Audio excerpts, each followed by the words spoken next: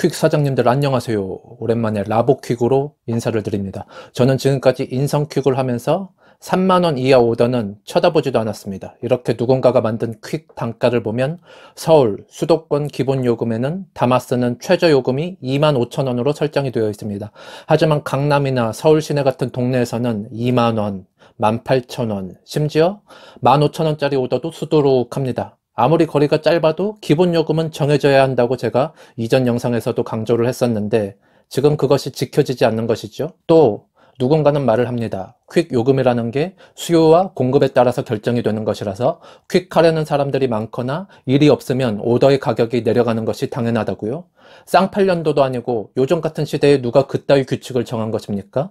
대형 화물차들이 안전운임제로 파업을 하는 이유가 무엇이겠습니까? 바로 화물운송 종사자들의 적정 임금을 보장해 과로, 과적, 과속을 방지하겠다는 취지로 2020년 도입된 제도로 화물차주와 운수사업자가 지급받는 최소한의 운임을 보장하는 것입니다. 다마스나 라보 같은 퀵도 마찬가지입니다. 최소한의 요금이 정해져 있어야지 그날 가격이 달라지면 그게 어찌 정상적인 직업이라 할 수 있겠습니까? 택시 요금이 손님 없다고 기본 요금 적게 받는 거 봤습니까? 버스나 지하철이 텅텅 비어 있으면 요금 안 내고 타도 됩니까?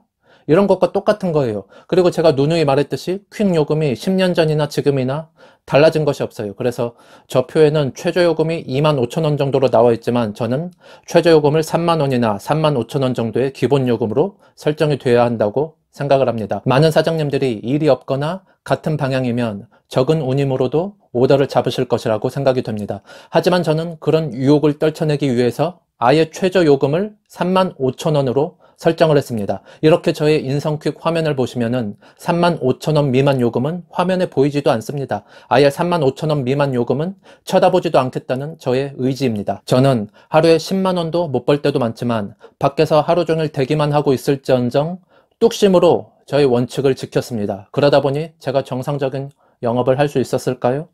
결국 인성콜 적자로 인해 파산을 했습니다. 이렇게 오더를 잡으려고 하면 금액 문제로 인한 배차 실패로 배차 에러 메시지가 뜹니다. 당일 정산으로 들어가 보면 마이너스 9,840원으로 되어 있어요. 매일 1,110원씩 나가는 수수료가 버는 돈보다 적어져서 이렇게 마이너스 금액이 돼버린 것입니다. 금액이 어느 정도 이하로 되니까 선불이나 착불 요금을 포함해서 아예 신용권도 못하게 막아놨더라고요.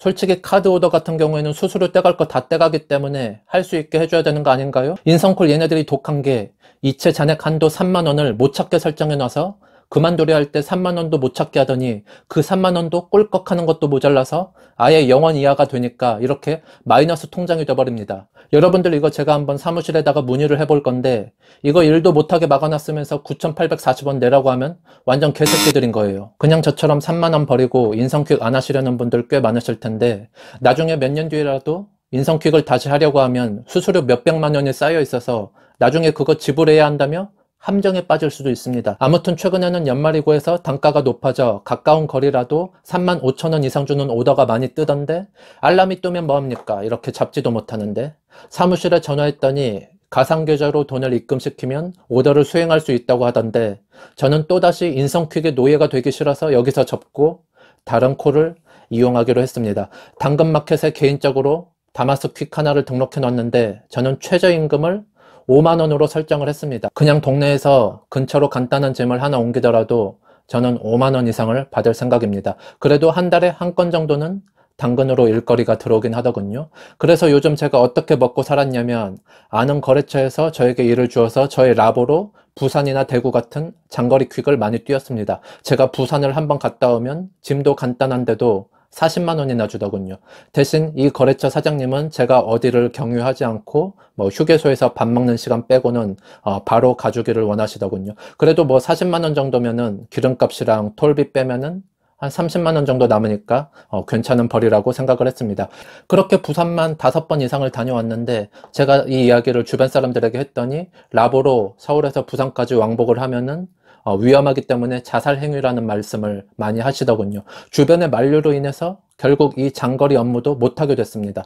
혹시 저 대신 장거리 업무 하실 분 있으면 제가 그 거래처와 연결을 해드릴 테니까 밑에 댓글로 한번 남겨주시고요. 아무튼 먹고 살 방법을 찾다가 최근에 어떤 퀵 어플 하나를 발견했는데 이 이야기까지 하면 좀 길어질 것 같으니까 이것은 다음 시간에 말씀드리도록 하겠습니다. 그럼 오늘도 안전운전 하시고 다가오는 새해 복 많이 받으시길 바라겠습니다.